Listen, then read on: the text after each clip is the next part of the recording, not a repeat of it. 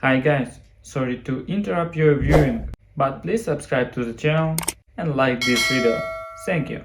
No kids this year, my mother had said, her voice firm, her tone final, as if she had already decided that there was nothing more to discuss, as if she truly believed that I wouldn't question it, wouldn't push back, wouldn't feel the sting of being told that my son, my own flesh and blood, wasn't welcome in the very home I had spent years keeping afloat.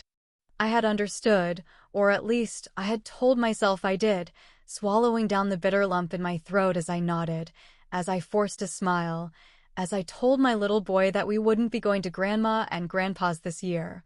That Christmas would just be the two of us. He hadn't cried, but I could see the confusion in his eyes, could see the way he had tried to understand why he wasn't allowed to see his family, why he had to be left behind, why he didn't deserve to be part of something that should have been his by right.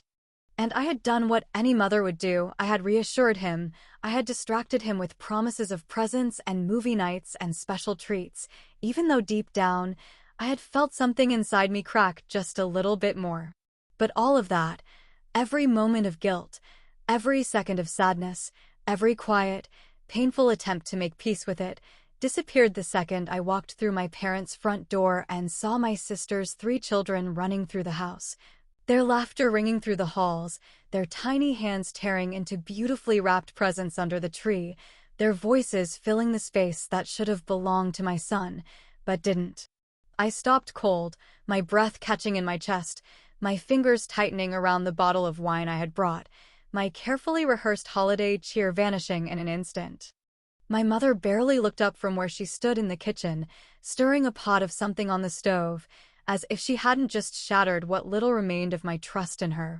"They deserve to be here," she said, her voice so casual, so indifferent, so completely unbothered, like she hadn't just confirmed everything I had always feared but never wanted to admit.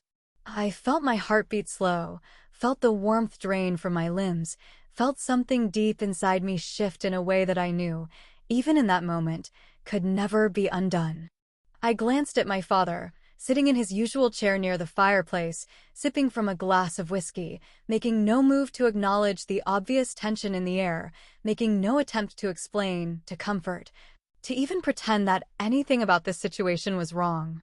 My sister Julia was across the room, curled up on the couch with her husband, watching her children excitedly rip open another gift, her face glowing with the kind of joy that should have belonged to all of us, but only ever seemed to belong to her. The truth settled over me slowly, like a heavy, suffocating weight pressing against my chest, like a final, cruel realization that no matter how much I gave, no matter how much I sacrificed, I would always be on the outside looking in. I had spent years making sure this house stayed warm, making sure my parents never had to worry about overdue bills, making sure they always had enough, making sure that they were taken care of, all while they so effortlessly decided that my son and I weren't worth a seat at their table. I should have exploded. I should have demanded an explanation. I should have made a scene, should have thrown every bit of their selfishness, their cruelty, their blatant favoritism right back in their faces, should have asked them how they could do this to me, how they could stand there and act like it wasn't the ultimate betrayal. But I didn't. I didn't say a word. Instead, I smiled. I walked in, set the bottle of wine down on the table, shrugged off my coat like nothing was wrong, like I hadn't just been kicked in the gut by the people who were supposed to love me the most. I poured myself a drink, ignoring the way my mother finally turned to look at me, ignoring the way my sister barely acknowledged my presence, ignoring the way my father shifted uncomfortably in his seat, as if some small, pathetic part of him knew this was wrong, but not enough to actually say anything about it. I raised my glass, took a slow sip, let the warmth of the alcohol burn down my throat, let the silence stretch, let them all sit in it, let them wonder if I was going to snap, if I was going to cry, if I was going to beg them to tell me why. Why my child didn't deserve to be here while Julia's did. But I didn't do any of that. I just smiled, sat down, crossed my legs, and decided, in that very moment, that this was the last time they would ever get anything from me.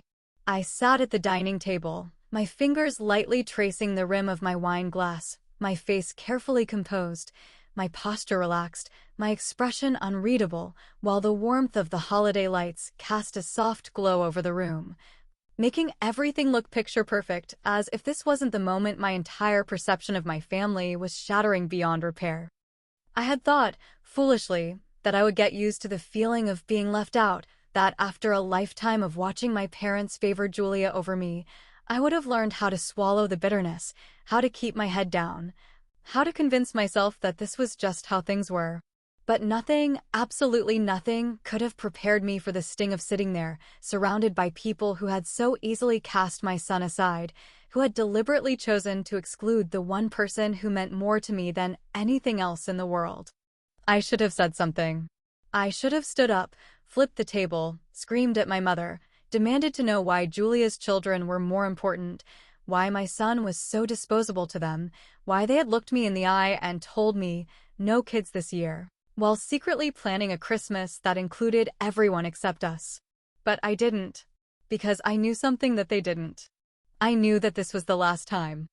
I knew that by this time next year, I wouldn't be sitting here, wouldn't be the one keeping the lights on, wouldn't be the one making sure their mortgage was paid, wouldn't be the one saving them every time they needed something, wouldn't be the one they could keep using without consequence. So instead of arguing, instead of crying, instead of breaking down in front of people who clearly didn't care, I smiled, took another sip of my wine, and let them think they had gotten away with it. Julia, as always, was at the center of attention, basking in the glow of our parents' affection, so effortlessly taking up all the space in the room like she had been doing our entire lives. Her children laughing as they tore through another round of expensive gifts, their little voices filling the space that should have been shared with my son but wasn't. "Oh my God, Mom," Julia gushed, holding up a brand new designer purse, turning it over in her hands, admiring the expensive leather, the shining gold clasps, the sheer indulgence of it all. "I love it. This must have cost a fortune." I felt my stomach tighten, felt my grip on my glass involuntarily tighten, felt the sheer insult of it all settle deep in my bones. I knew exactly where that money had come from. I knew because I was the one who had sent it. The extra cash I had given my parents this year, the extra support I had provided because my mother had cried over the phone about how hard things had been, about how she and Dad were barely scraping by, about how they just needed a little more help to make it through the holidays, about how they didn't want to burden Julia because she already had so much on her plate. I had believed them. I had believed that the money was going toward bills, toward groceries, toward something important, something necessary, something real. But no, it had gone toward this. Gifts for Julia. Luxury for Julia. A Christmas that my son wasn't even allowed to be a part of. I kept my face neutral, kept my voice light, kept the disgust from bleeding into my expression as I set my glass down, as I folded my hands in my lap, as I nodded along to their conversation, as if I weren't sitting there plotting the end of their financial stability. That night, after the presents had been unwrapped, after the dinner plates had been cleared, after my parents had hugged Julia's children and kissed their foreheads and showered them with the love that had never quite reached my side of the family, I went home, tucked my son into bed, kissed his soft little cheek, and pulled out my laptop. With a few clicks, I pulled up my bank account, scrolled through the list of automatic transfers that had been bleeding me dry for years, and without hesitation, I canceled every single one. No more paying their mortgage. No more covering their credit card bills. No more bailing them out every time they cried broke. No more sacrificing my own life to keep theirs comfortable. They didn't know it yet. They didn't realize what they had just done. They didn't understand that they had finally pushed me too far, that they had finally shown me exactly what I meant to them, that they had finally made me see the truth, that I was never really part of this family. But soon, they would. Because in just a few short weeks, they were about to understand what it feels like to be left behind. The first missed bill went unnoticed, just as I had expected it would, because my parents had spent so many years living in blind confidence that everything would always be taken care of, never questioning where the money came from, never worrying about the details, never considering that one day, the steady flow of cash might suddenly stop. They were used to living comfortably, used to spending without thinking, used to assuming that no matter what, I would always be there to clean up their messes, to handle their problems, to keep them from ever having to feel the weight of their own irresponsibility. I imagine my mother, sitting at the kitchen table, sipping her morning coffee, glancing at the unopened envelopes piling up on the counter, ignoring them the way she always did, because why worry when you have a daughter who makes sure you never have to? I imagine my father, grumbling about how the power bill was higher than usual, tossing it onto the stack of papers without a second glance, assuming it would be paid, assuming that Rachel would take care of it, assuming that nothing had changed. But things had changed. Because I wasn't paying it. I wasn't paying any of it. By the time the second bill went unpaid, I could picture the first flicker of annoyance settling into my mother's features, her brows furrowing slightly, but not yet enough to concern her, not yet enough to make her believe that something was truly wrong.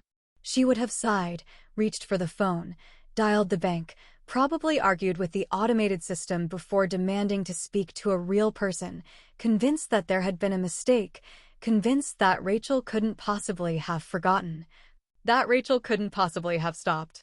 And then the third bill came. And suddenly, reality started to sink in. I could feel it, even before the first voicemail appeared on my phone, even before I saw the familiar number flashing on my screen, even before I hit play and heard my mother's voice, tight with forced calm, just on the edge of panic, teetering dangerously between irritation and fear. Rachel, there's something wrong with the bank. I don't know what's going on, but the mortgage payment didn't go through, and now the electric bill is saying it's overdue. Can you call me back and check on it? I think maybe there's a problem with your account. I stared at my phone, listening to her words, letting them sink in, letting the sheer audacity of it all settle over me like a suffocating weight. There wasn't a problem with my account. The only problem was that for the first time, they were finally having to pay their own bills. I didn't call her back. The messages kept coming, each one more urgent than the last, each one dripping with confusion, frustration, and the slow, creeping realization that something was very, very wrong. Rachel, I'm getting late notices now, and the bank says we're behind on the house payment. I thought you said everything was set up? Can you just fix this already? Rachel, I don't know what's happening, but I just got a call from the credit card company saying the account is past due. Can you take care of this today? I really don't need the stress right now. Rachel, why aren't you answering? The car insurance got canceled. What the hell is going on? Still, I said nothing. I went to work, came home, made dinner for my son, tucked him into bed, watched TV, went about my life as if their world wasn't quietly crumbling around them, as if I hadn't spent years carrying a burden that was never mine to bear. As if I wasn't finally giving them exactly what they had always given me, silence. I wondered how long it took before my mother sat down with the stack of bills in front of her, flipping through them with growing panic, realizing that this wasn't just a mistake, realizing that there was no bank error, no technical glitch, no simple explanation. I wondered how long it took before she turned to my father, her voice sharp with something that probably sounded a lot like blame, demanding to know why Rachel hadn't paid, why Rachel hadn't handled it, why Rachel hadn't fixed it like she always did. And I wondered how long it took before they finally understood the truth. I wasn't going to fix it. Not this time. Not ever again. I sat back on my couch, scrolling through the texts they had sent, watching as their messages shifted from entitled demands to something dangerously close to desperation, watching as the false confidence cracked, as the foundation of everything they had built on my sacrifices started to collapse beneath them. Rachel, we need to talk.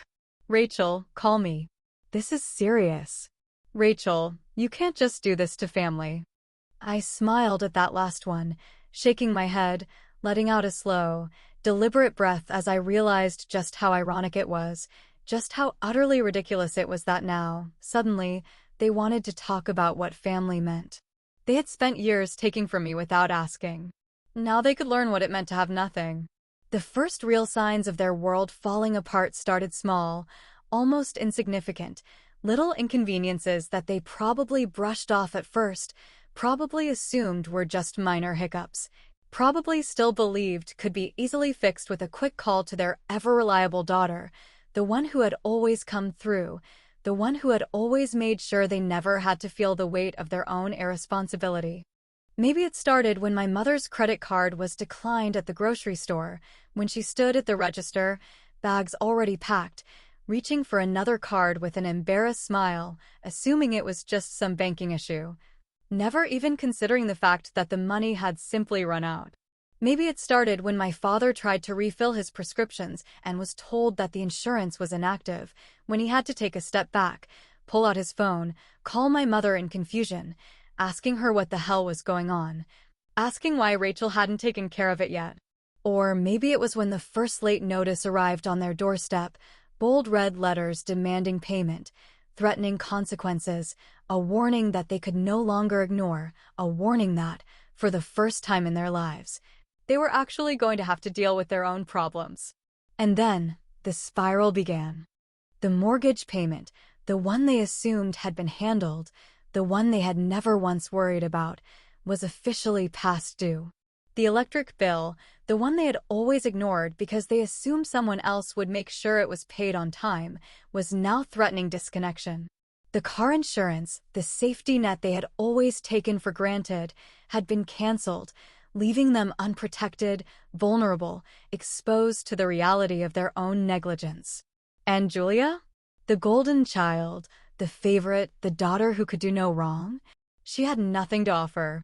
She had never contributed a single dime, never lifted a single finger, never worried about how anything got paid because she had always known that someone else was taking care of it. Always assumed that someone else would make sure the world stayed comfortable for her. I imagine the moment it finally clicked for them, the moment they all realized, at the exact same time, that Julia was just as helpless as they were, that without me, there was no backup plan, no emergency fund, no safety net.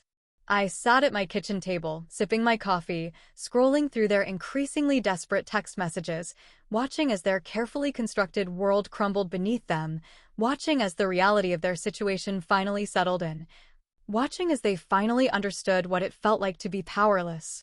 Rachel, Mom is freaking out. The bank called again. Call me back. Rachel, Dad is worried about losing the house. Are you really doing this? Rachel, answer your phone. You're ruining everything. I let out a slow breath, tapping my finger against the side of my mug, feeling nothing but satisfaction as I watched them unravel, as I watched them fall apart, as I watched them experience, for the very first time, the feeling of being treated like they didn't matter. And then, just when I thought it couldn't get any better, just when I thought they couldn't possibly sink any lower, my sister called. I stared at the screen, watching her name flash, debating whether or not to answer, knowing exactly what she was going to say, knowing exactly how this conversation was going to go, knowing that she had been sent as the family's last attempt at guilt-tripping me into fixing everything. I sighed, set down my coffee, and picked up the phone. Rachel, Julia snapped, not even bothering with pleasantries, her voice already sharp, already filled with entitlement, already drenched in the sheer audacity of a woman who had spent her entire life being taken care of. What the hell is wrong with you? I raised an eyebrow, leaning back in my chair, letting the silence stretch, letting her sit in it, letting her wonder if I was even going to respond. I'm doing great. Thanks for asking, I said finally, my tone light, amused, completely unbothered by whatever meltdown she was currently having. How's Mom and Dad? You know exactly how they are, she snapped, her voice rising, frustration seeping into every syllable, frustration at the fact that I wasn't playing along, wasn't feeling guilty, wasn't immediately caving the way they had expected me to. They're losing everything, Rachel. They don't know what to do. You have to fix this. I laughed, actually laughed, shaking my head, because the sheer entitlement, the sheer expectation that I would come running back, was so ridiculous it almost didn't seem real. That's not my problem, I said simply, my voice cool, detached, final. Julia let out a sharp breath, as if she couldn't believe what she was hearing, as if she had truly convinced herself that I was still the same girl who had spent years begging for scraps of love, the same girl who had spent years cleaning up their messes, the same girl who had spent years trying to earn a place in a family that had never wanted her. "You're ruining everything," she shouted, the carefully controlled patience finally snapping, the reality of the situation finally sinking into her spoiled little brain. "How can you do this to Mom and Dad? How can you be so heartless?" I smiled, tilting my head slightly, pretending to think about it, pretending that this was a difficult decision. Pretending for just a moment that I hadn't already made my choice the second I walked into that Christmas party and saw my parents had never really considered me or my son part of the family. "How can I do this?" I repeated, my voice slow, deliberate, almost amused. "The same way they did it to me." I hung up before she could respond, before she could try to argue, before she could try to guilt me into believing that I owed them something, that I was responsible for fixing the very life they had spent years destroying. For the first time, they were finally feeling what it was like to be treated as disposable. And I was just getting started. I knew it was only a matter of time before they showed up, standing on my doorstep like lost children, their faces tight with desperation, their voices carefully measured to sound remorseful, their bodies hunched under the weight of finally understanding just how much they had taken from me. The calls had already come in, the texts had piled up, the voicemails had shifted from annoyed to frantic, from entitled to pleading, from demanding to downright pitiful. But I had ignored every single one, letting them sit in their own mess, letting them feel the same helplessness they had so easily forced onto me, letting them realize, in their own slow, painful way, that I wasn't their safety net anymore. The knock on my door was sharp, insistent, the kind of knock that carried panic, the kind of knock that said, "We need you, and we don't know what to do." I didn't rush to answer it. I let them wait. I let them stand outside in the cold, let them shift uncomfortably, let them feel the weight of their own mistakes pressing down on them for the first time in their lives. When I finally opened the door, my father was standing in front, his usual stiff posture now slightly slumped, his hands clenched into fists at his sides, his usual smug arrogance nowhere to be found. My mother stood slightly behind him, her eyes red-rimmed, her lips trembling, as if she had already been crying, as if she thought I would fall apart at the sight of her distress, as if she still believed that I was the same daughter who had spent years trying to be good enough for them. For a long moment, none of us spoke. They had expected me to be angry, had expected me to shout, to demand explanations, to break down and ask them why, to fight for their love the way I always had. They had expected me to still be seeking their approval, to still be desperate for some sign that I mattered to them, to still be looking for any excuse to let them back in. But I wasn't. I was done. And the silence made them uncomfortable. "Rachel," my father finally said, his voice low, his usual confidence replaced with something almost unfamiliar uncertainty. "We need to talk." I leaned against the door frame, arms crossed, making no effort to move aside, making no effort to invite them in, making no effort to make this easy for them. "Do we?" I asked, tilting my head slightly, keeping my voice calm, keeping my face unreadable, keeping my emotions locked behind the steel wall I had built the moment they told me my son didn't deserve to be there. My mother stepped forward then, reaching out slightly, as if she expected me to take her hand, as if she thought I would crumble at the sight of her regret, at the sight of her standing there looking so small, so lost, so unlike the woman who had so easily dismissed me when she thought she didn't need me. "Sweetheart, please," she whispered, her voice shaking, and I almost laughed at the sheer audacity of it, at the ridiculousness of this moment, at the way she had never once spoken to me like this before, not until she needed something from me. "We're in trouble. The bills, the house, we don't know what to do. We didn't realize how much we relied on you. And we're sorry. We're so sorry. Sorry." The word sat between us like a useless, broken thing, hollow and meaningless, an offering far too late, a weak attempt at undoing years of selfishness, years of favoritism, years of treating me like I was disposable. I let the silence stretch, watching them shift uncomfortably, watching them realize that the longer I stood there, unmoving, unbothered, untouched by their words, the less power they had. Then my father finally cracked. "Rachel," he said, his voice sharper now, more urgent, more desperate than I had ever heard it. "You don't do this to family. You don't just walk away when people need you." And that was it. That was the moment I knew, without a doubt, that they weren't sorry for what they had done. They were sorry for what they had lost. They were sorry that their safety net had disappeared. They were sorry that I had finally figured out the truth, that I didn't owe them anything.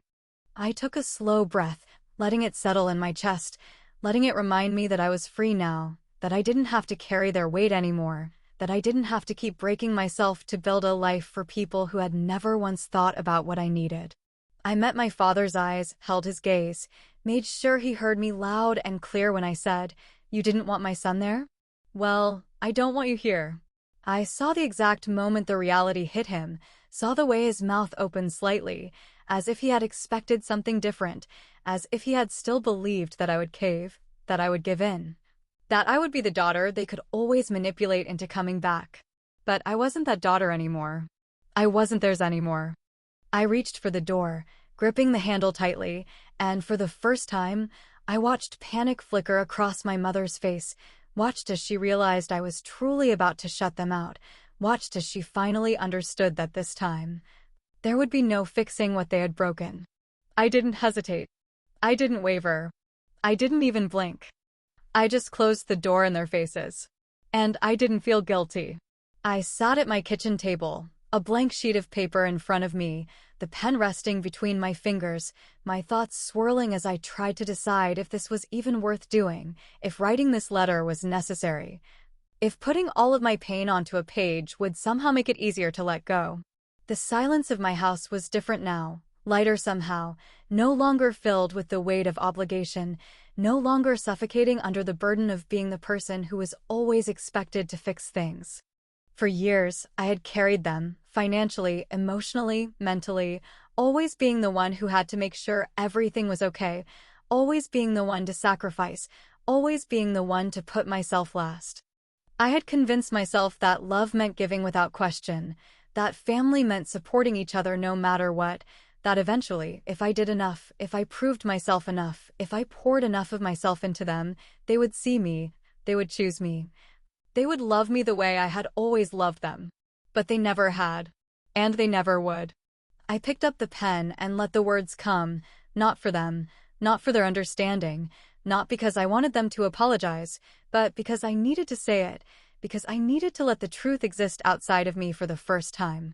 For my entire life, I have been the one who was expected to give without question, the one who was supposed to understand, the one who was supposed to step aside and make room for Julia, the one who was always told to be patient, to be kind, to be okay with less, because that was just the way things were.